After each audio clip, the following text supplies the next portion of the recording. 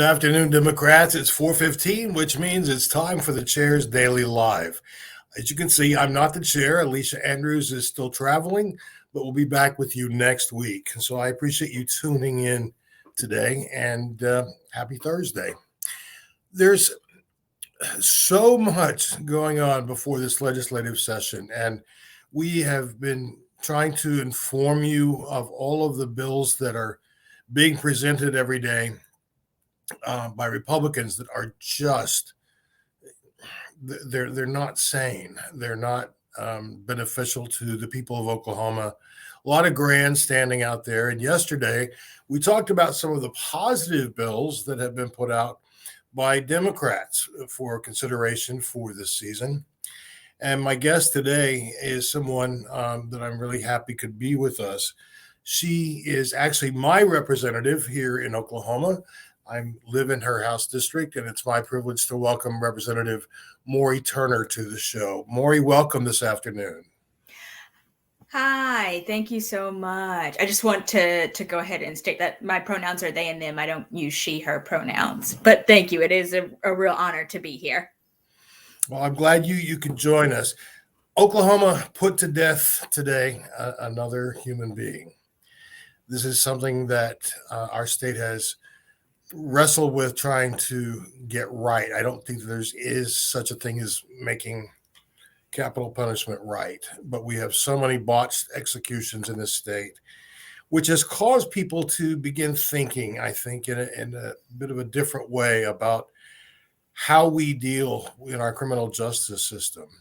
And I'd like for you to please tell us about the bill that you have presented for a state question on capital punishment.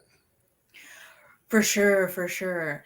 So it would be House Joint Resolution 1050, if for folks who like to track legislation. And so what this state question does, or it creates a state question on whether or not Oklahoma should have the death penalty. And I think it stemmed out of a lot of things. I wanted to write it last year and I didn't. And I didn't because I think I kind of fell privy into entering in a new space. And I just thought maybe, right, we can see where we can go. We can do some smaller legislation to see if we can kind of make a real impact there. And I think it was probably one of the silliest mistakes I probably could have ever made.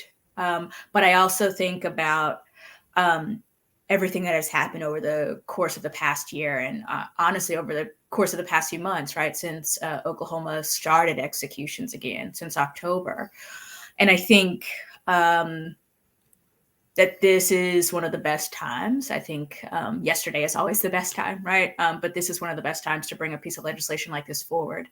And everything that Oklahomans have learned and experienced and shared collectively in the world, to be completely honest, over the past couple of months, it is very apparent, I think, that Oklahomans want to be heard, right? And I trust the folks of House District 88 not to vote for me, right, but to be their own voices. I'm just here to amplify.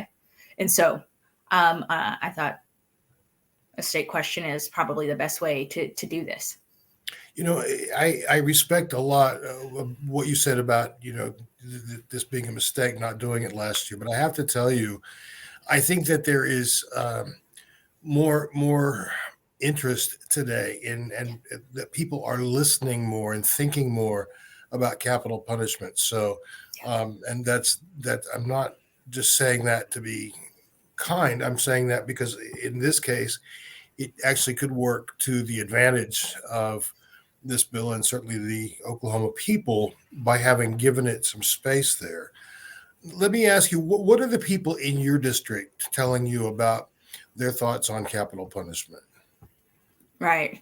I mean, I guess ultimately, specifically around capital punishment, right, is that the people in my district, the people around the state, right, as soon as from the initial kind of press release that we did when we let folks know about the piece of legislation, right, is that capital punishment is doesn't have a place in Oklahoma. A lot of folks feel like capital punishment doesn't have a place in this world, and I'm one of those folks.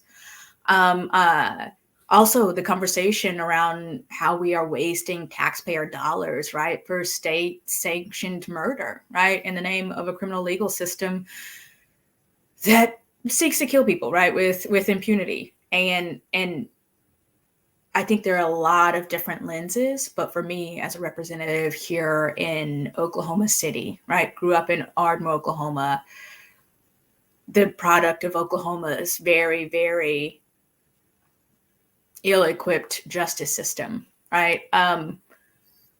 What my community is telling me, what the folks of House District 88 are telling me, is that this is the time, right? Is that we don't want to continue to provide funding to kill people when we are not adequately funding our public school systems, right? When our public healthcare system is vanishing in rural Oklahoma, right? When folks are fighting to have their voices heard, right? When we are talking about gerrymandering, there are so many different ways that we could be protecting our communities day in and day out. And the death penalty is not how we do that, right? We know that the communities with the most amount of good, the most safe communities are communities with resources, right? Not with a higher police presence or anything like that. So, You know,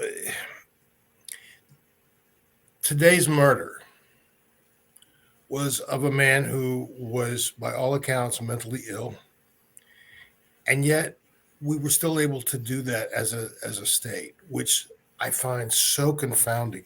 There's a real dichotomy here, Representative Turner, in that some of your colleagues across the aisle have. I mean, one is proposed legislation that would make the Holy Bible the state book of Oklahoma.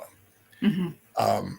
Saying that so many religions are based in the Bible. Well, that's not true. Not there aren't so many. There are two. We have another one that's demanding that every school have a King James version of the Bible in it. And so, one time we're pushing religion, and at the same time, we're actively killing folk. And I cannot square that in my head. As an Oklahoman, as a Christian, as a Democrat, as just a person, we have got to look at this in a way that exposes it for what it is. The inherent racism in our criminal justice system. You're well aware of that, and there are more black men put to death by the state than any other group of folks. So it's very troubling, and I applaud you for doing this. What do you think the chances are that the people of Oklahoma will actually be afforded the opportunity to vote on this? Thank you for the question. And you bring up a lot of great points, and I want to make sure that we do name something, right? That the state, and I think this world really kind of suffered a great loss today, right? The loss of Donald Grant weighs heavy on this state for the folks who are paying attention and for the folks who aren't, right? And I want to make sure that we name that. I think it's been a hard day for a lot of folks. And I hope that folks are taking care of themselves in the way that they need, right? Because we cannot show up to do this work day in and day out if we are not taking care of ourselves. And so I want to make sure that you are taking time to hold yourself and that you are letting your community hold you too. I think that's really, really important. As for the legislation, right, my ultimate hope is that we remove the death penalty from Oklahoma, right? And that is just the start, right? That we really take a look at our justice system and we reimagine it. I have no desire to rebuild a prison system. I have no desire to build larger, better prisons or jails. I have every desire to provide resources for my community, for folks who are inside and outside of House District 88. And so the hope is that we get this legislation not only heard in committee, but also on the House floor, Senate floor, back in the House, and that the folks of Oklahoma get to participate in our democracy. So I'm so appreciative of that, and I want to go back just a moment because I did hesitate before inviting you onto the show today. Not whether I wanted to have you because that was a given. I just didn't know if today might be too soon, and so I appreciate you acknowledging those who are grieving today. And this was not an attempt um, to cause any more pain, but rather to look at how we can stop the pain.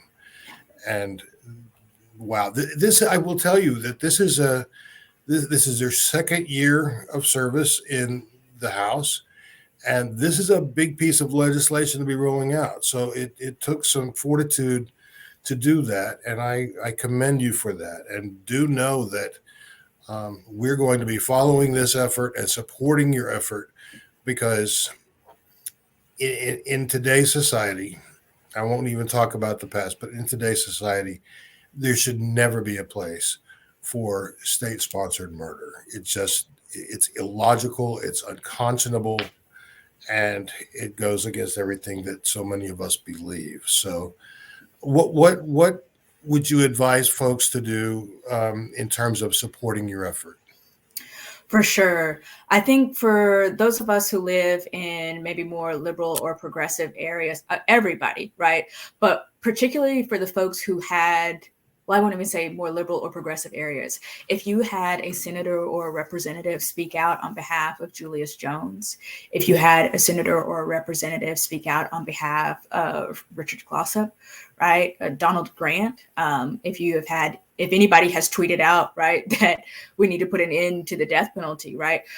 I wholeheartedly encourage you to reach out to those folks and say, well, now we've got an opportunity to do right by Julius Jones, by Donald Grant, right? And everybody else who has sat in the H unit in Oklahoma, and ask them to sign on. We'll need Senate co-authors. We'll need a Senate author. We'll need co-authors. We'll need people power, right? And not only the community, right? But we also will need everybody who is on board with this inside of that legislature. Because I think ultimately, right, I'd be remiss to not only mention, right, that it's not just getting the bill assigned to a committee. It is also having that committee chair say, yeah, we will give you a hearing, right? We'll allow you to present here. And so I want to be very candid in saying, like, yes, this is very robust legislation, but also thinking about, like, last year as a freshman, and there were other freshmen who got bills passed, who got bills heard on the floor, what have you, who got to participate in democracy. And I couldn't even get my bills heard in the committees that I sit on.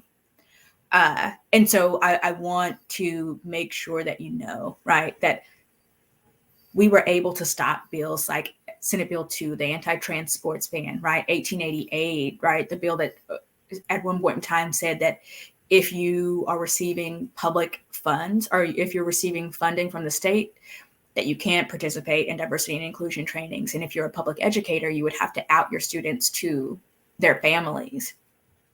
We were able to defeat those things because people called, people emailed, right? They wrote in. And at some point in time, it really kind of felt like we were hearing the message, like, we will not hear this bill if you just keep them from calling, keep them from emailing, right? Because there's nothing as powerful as story sharing. Oh my Right? gosh. I'm just underscoring what you just said. Yeah. Because so often our chair, Alicia Andrews, just begs people to pick up the phone and call their legislator. And it's scary. Yeah. It doesn't matter if it's a Republican or a Democrat, they have to take our calls. Mm-hmm. And when you have so many people calling that your colleagues are saying, wait, fine, we'll let you hear, we'll give you this hearing if you just have people stop calling my office. That's a powerful example of how we could all be involved in the process. And I think this year, this legislative session, we all better just make sure our fingers are in good shape because we're going to be dialing the Capitol a lot this year. Yeah. I think that's one thing that I want to make sure I note too, is that because we are in 2022, this is an election cycle. You will see a lot of people write a lot of scary bills, a lot of big bad legislation, for that shock and awe factor, so they can put it on a mailer to send to their district. I'm not saying that you shouldn't take it seriously, because while they have a majority rule, they can pass anything. And it means that they are willing to waste taxpayer dollars in a legal suit, right? In a legal battle, even if it is unconstitutional, right?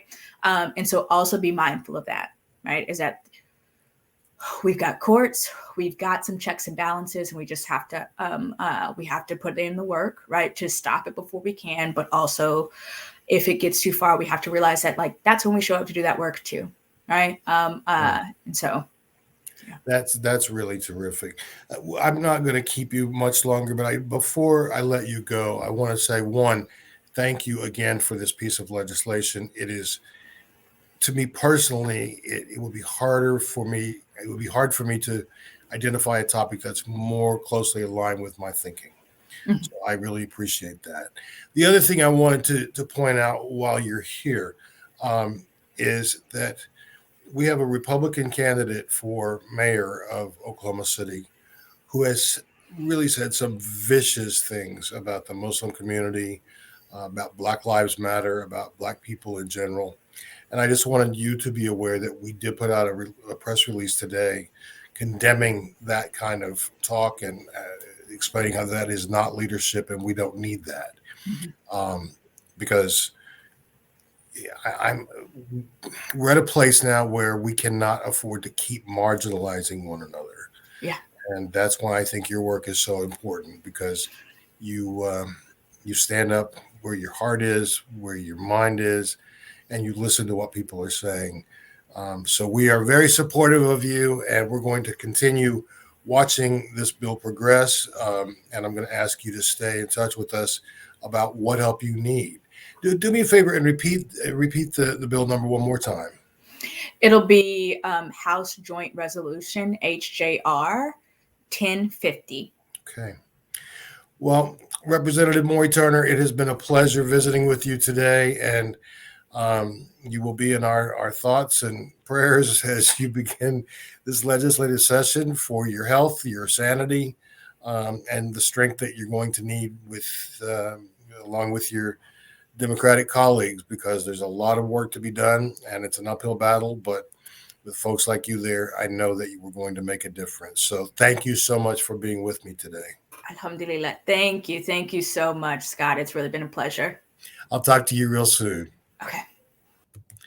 Well, friends, I've said a few times in the course of these few minutes how much I think that we need to seriously examine the death penalty and then take it to the next step of eliminating it altogether in our state. Hopefully, this legislation will help that to become a reality. Tomorrow, we'll take a look at all that's happened in the news this week. And our current governor is probably thinking up some goofy new thing that I'm sure if he does, we will share it with you tomorrow. Thanks for tuning in. I'll be back tomorrow at 4:15. Have a good evening.